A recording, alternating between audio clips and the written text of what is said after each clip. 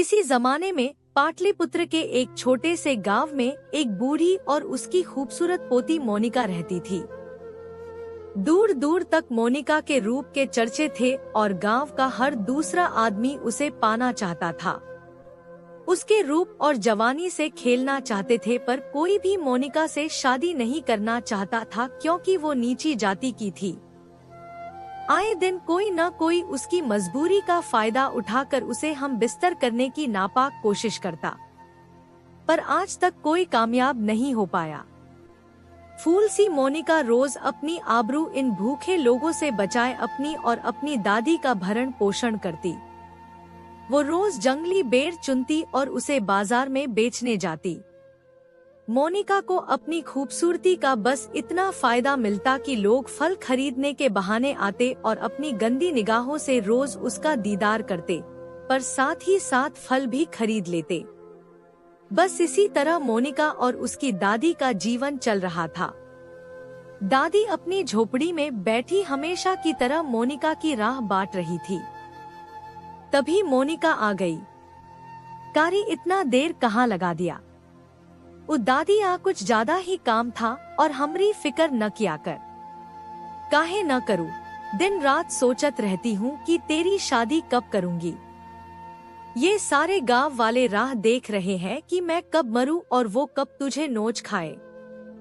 ओ दादी, इतना मत सोच, अभी तू और 100 साल जिएगी। चल अभी बता कि कमली अपने ससुराल से आई या नहीं। हाँ हाँ आ गई, जा मिलने पर घर जल्दी आ जाइयो। ठीक है दादी, हम आ जाई। कमली के घर? और कमली कैसी है? अरे मोनिका तू आजा, हम तोहरे याद कर रही थी।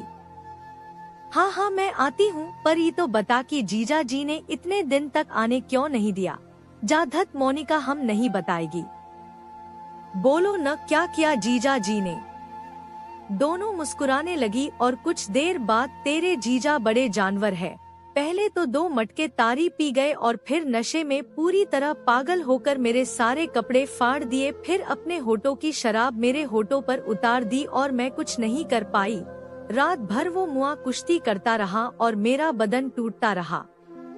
जब सुबह हुई तो न मैं होश में थी न वो। कई दिनों तक तो मैं सांस भी नहीं ले पाई। पर जैसे ही पिताजी मुझे लेने आए, मैं फौरन वहाँ से भाग आई। वो मुआ तो मुझे आने ही नहीं दे रहा था। मैं ही जानती हूँ कि मैं कैसे उस मुए के हाथों से बची। ये सब सुनकर मोनिका हंसने लगी। तू हंस रही है? जब तेरी शादी होगी तो तब तुझे अपनी दादी ना याद आई तो मेरा नाम बदल दियो। बातें कई घंटों तक यूं ही चलती रही और फिर मोनिका कमली से विदा लेकर घर आ गई। उस रात मोनिका ने खाना बनाया और जो भी रुखा सुखा था खाकर दोनों सो गए।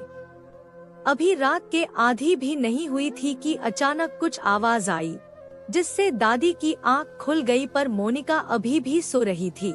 दिन भर कड़ी मेहनत करने के कारण वो काफी गहरे नींद में थी।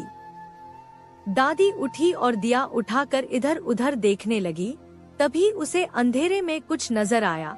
वो कोई आदमी की आकृति थी जिसे देख बुढ़िया डर गई। तभी उस आदमी ने तेजी से बुढ़िया का मुंह दबाकर बोला, सुन, मैं एक डाकू हूँ और अगर तूने शोर मचाया तो तुझे मार डालूंगा।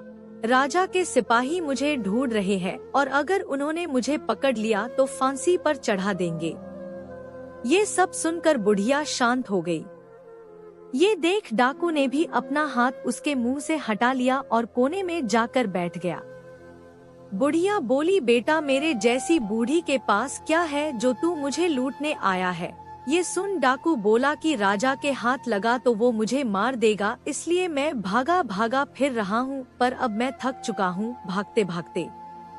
न जाने कब मारा जाऊं। तभी डाकू की नजर दूसरी तरफ गई जहाँ मोनिका सो रही थी। उसका रूप देखकर डाकू का मन और दिल दोनों मचल उठा। उसे सुनहरे सपने नजर आने लगे। उसके मन से मौत का डर निकल गया।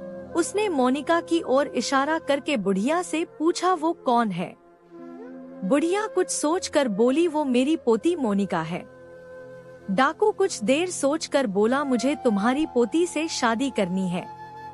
ये सुनकर बुढ़िया के होश उड़ गए और वो रोने लगी कि हमें छोड़ दो, हमने तुम्हारा क्या बिगाड़ा है, मेरी पोती को छोड़ दो। तुम कब मर जाओ कौन जाने, क्यों मेरी पोती की जिंदगी खराब करना चाहते हो। कुछ देर तक एक शांति सी छा गई। डाकू बोला, मैं जानता हूँ कि मैं मरने वाला हूँ, पर मरने से पहले मैं अपनी दिल की सभी इच्छाएं पूरी करना चाहता हूँ। यही कारण है कि मैं तेरी पोती से शादी करना चाहता हूँ। तभी बुढ़िया रोते रोते बोली कि अगर मैंने अपनी पोती की शादी तुझसे कर दी तो लोग तेरे मरने के बाद मेरी पोती की जिंदगी नर्क बना देंगे, तो फिर उसका क्या होगा। और ये बोलते बोलते वो रोने लगी।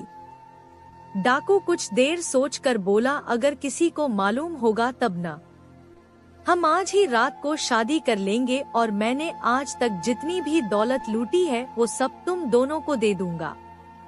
न किसी को पता नहीं चलेगा और तुम उस दौलत से अपनी सारी जिंदगी मजे में गुजार सकती हो। सोच लो, एक रात में इतनी दौलत तुम्हें कभी भी नहीं मिलेगी और कल होते ही मैं मारा जाऊंगा। किसी को भी पता नहीं चलेगा कि हमारे बीच क्या हुआ। बुढ़िया सोच में पड़ गई कि एक ही रात में पोती दुल्हन भी बनेगी और विधवा भी, और ऊपर से इतनी सारी दौलत, और किसी को कानों कान खबर भी नहीं होगी। फिर किसी दूसरे गांव में जाकर फिर से अपनी पोती की शादी कर दूंगी। एक लंबी सांस के बाद बुढ़िया बोली, मुझे मंजूर है, पर मुझे पहले दौलत चाहिए, फिर होगी शादी। डाकू मान गया और 2 घंटे बाद काली मंदिर में आने को बोल वहां से भाग गया। मोनिका मान गई। मोनिका अभी भी नींद में थी। दादी उसके पास गई और उसे जगाने लगी। जब मोनिका जाग गई तो दादी ने सारी आप बीती उसे सुना दी, जिसे सुनकर मोनिका रोने लगी। पर दादी ने उसे अपनी कसम देकर कहा कि अगर वो ये शादी नहीं करेगी तो वो अपनी जान ले लेगी। ये सुनकर मोनिका डर गई और शादी के लिए मान गई। उसी वक्त दादी और मोनिका अंधेरी रात में काली मंदिर की ओर चल दिए। डाकू पहले से ही सारा इंतजाम करके बैठा था। जल्द ही शादी शुरू हो गई। डाकू ने सोने से भरी गठरी बुढ़िया को दे दी और बुढ़िया ने मोनिका का हाथ डाकू को सौंप दिया। जब शादी की सभी रस्में खत्म हो गई तो डाकू मोनिका को अपने साथ ले जाने लगा और कहा कि सुबह होने से पहले इसे काली मंदिर ले आओगा। बुढ़िया ने दोनों को जाने दिया और सोने से भरी गठरी लेकर मंदिर में बैठ गई।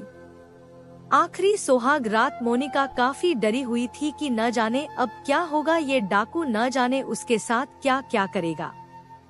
मोनिका सोच ही रही थी कि दोनों एक खंडर के सामने आ गए। डाकू न घास का बिस्तर बना दिया और लकड़ियां इकट्ठी करके आग जला दी और मोनिका को घोड़े पर से उठाकर घास पर फेंक दिया और उसकी और ललचाई नजरों से देखने लगा। उसने पहले मोनिका के पैर पकड़ लिए और उन्हें चूमने लगा। तभी मोनिका बोली कि आज हमारी सुहाग रात है और मैंने आपको दूध भी नहीं पिलाया। ये सुनकर डाकू हंसने लगा और बोला, बस इतनी सी बात, मेरे पास दूध तो नहीं पर शराब बहुत है, अभी लाता हूँ। और डाकू अपने घोड़े से बंधी एक सुराही ले आया जिसमें शराब थी और उसने उसे मोनिका के पास रख दी और बोला, निकालो और पिला दो मुझे, पर जल्दी करो, आज मैं तुम्हारी जवानी की किताब थोड़ा करीब से पढ़ना चाहता हूँ। मोनिका बोली, अभी तो रात लंबी और जवान है तो इतनी जल्दी क्यों, लो ये पी लो। मोनिका डाकू को शराब पिलाती रही और डाकू पीता रहा। जब शराब खत्म हो गई तो डाकू पूरी तरह पागल सा हो गया और मोनिका पर किसी भूखे शेर की तरह झपटा, पर मोनिका वहां से हट गई, जिससे डाकू को गुस्सा आ गया और वो मोनिका से जबरदस्ती करने लगा। तभी अचानक डाकू के आंखों के आगे अंधेरा छाने लगा और वो जमीन पर गिर गया और उसके मुंह से झाग आने लगी और वो मर गया। मोनिका ने उसकी लाश को उठाकर घोड़े पर डाला और काली मंदिर की ओर चल दी। खूनी कौन जल्द ही मोनिका मंदिर पहुंच गई जहां दादी उसका इंतजार कर रही थी। दादी समझ गई थी कि उसकी चाल कामयाब हो गई थी और जो जहर उसने मोनिका को दिया था वो उसने उस डाकू को पिला दिया। जल्द ही सुबह हो गई और मंदिर में लोग आने लगे, पर जब सबकी नजर डाकू की लाश पर गई तो पूरे गांव में खबर फैल गई कि डाकू की लाश मंदिर में पाई गई है। उस लाश को देखने के लिए राजा स्वयं आते हैं और पूछते हैं कि इसे किसने मारा है, तो कोई जवाब नहीं मिलता है। तभी भीड़ में से एक आवाज आती है, महाराज मेरी पोती ने। ये सुनकर सभी गांव वाले हैरान हो जाते हैं। राजा उन दोनों को आगे बुलाते हैं और सारा हाल बयान करने को कहते हैं। तो बुढ़िया बोलती है, महाराज मैं और मेरी पोती सुबह मंदिर में आए तो इस डाकू ने हम पर हमला कर दिया, पर मेरी पोती डरी नहीं और माँ काली का त्रिशूल लेकर इसके सीने में उतार दिया। ये सुनकर राजा बहुत खुश हुए और मोनिका को बधाई दी, साथ ही साथ उससे विवाह का प्रस्ताव भी रखा, जिसे मोनिका ने स्वीकार कर लिया। जल्द ही मोनिका की शादी राजा से हो गई और वो खुशी खुशी अपनी दादी के साथ रहने लगी। किसी को कभी पता नहीं चला कि उस रात क्या हुआ। ये राज तो सिर्फ वो एक रात की दुल्हन ही जानती थी।